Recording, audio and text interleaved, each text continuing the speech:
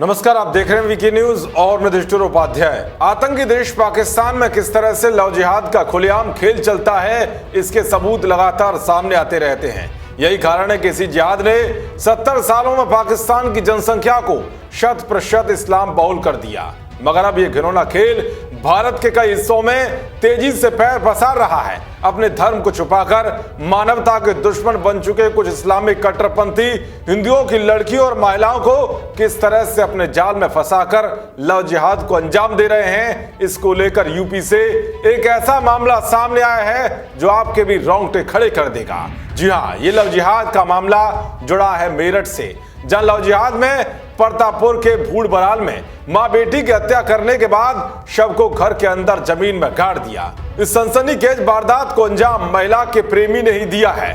प्रेमी से पूछताछ के बाद पुलिस ने घर की खुदाई करने के बाद दोनों के शवों को निकाल लिया है। महिला गाजियाबाद के लोनी की बताई जा रही है, जो पिछले 5 साल से अपनी बच्ची के साथ आरोपी की पत्नी बनकर रह रही थी।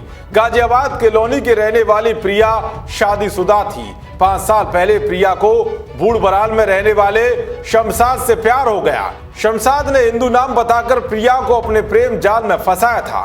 प्रिया की एक बेटी कशिश भी थी जो उसके साथ रहती थी। शमशाद ने हिंदू नाम बदलकर प्रिया को अपने साथ रखा। जानकारी के मुताबिक शमशाद ने प्रिया और उसकी बेटी कशिश को 5 साल तक अपने साथ बतौर पत्नी बनाकर रखा। उसके बाद जब प्रिया को पता चला कि शमशाद मुस्लिम समुदाय से आता है, तो इसी बात को लेकर प्रिया ने विरोध शुरू कर दिया। ये देखकर 28 मार्च को शमशाद ने मां बेटी की हत्या करने के बाद शव को घर के अंदर जमीन में गाड़ दिया। शमशाद ने प्रिया के काशीराम कॉलोनी स्थित फ्लैट को बेचकर रकम भी हड़प ली है। हत्या से 1 महीने पहले ही शमशाद ने उस मकान को बेचा था। माना जा रहा है कि शमशाद ने प्रिया और उसकी बेटी को पूरा प्लान बनाकर हत्या की है। प्रिया पहले से शादीशुदा थी, उसकी एक बेटी कशिश भी साथ रहती थी।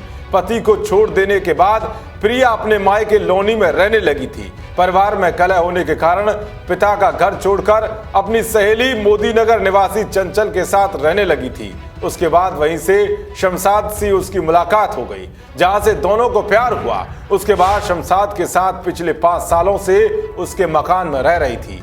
शमशाद भी मूल रूप से बिहार का रहने वाला है, जो पिछले 15 सालों से भूड़ बराल में रह रहा है। एसपी सिटी अखिलेश नारायण सिंह का कहना है कि सहेली चंचल की तहरीर पर अपहरण का मुकदमा दर्ज कर शमशाद को गिरफ्तार कर लिया है। उसने पूछताछ में हत्या करना कबूल किया है। शमशाद की निशानदेही पर घर के अंदर से मां बेटी के कंकाल बरामद कर लिए हैं। तो देखा आपने किस तरह से देश में लव जिहाद का खेल चल रहा है, जिस पर प्रशासन को कड़ा एक्शन लेने की जरूरत है।